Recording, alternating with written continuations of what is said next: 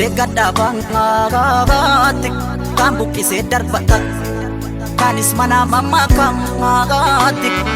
kanis dhugaaf mar'atai utuu kan qotee jiru kan hammuufamtuu qarangaa gariinyi goosaa dhabeet tabjootee dhabduu dharangaati garatee nuuf himay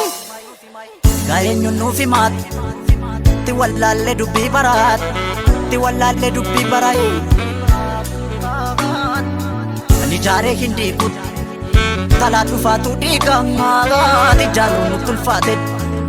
dhiiguun nutti salphateenye kanaaf keessi koo dhiigay keessa kiyyattan dhiigan na waraana nuun dhiiguun haalli natti jabaattus tolii gadi siin fiiguun du'eetan bada malee eetan bada malee tijaarsa hayyuun dhiiguun tijaarsa hayyuun dhiiguun situ akka uummataa tijaarsa hayyuun dhiiguun warra nu goomatuuf seenaaf aadaa Oromootu halkiidhaan mul'ate gaabonni siin deebisuu mallattoo roobsan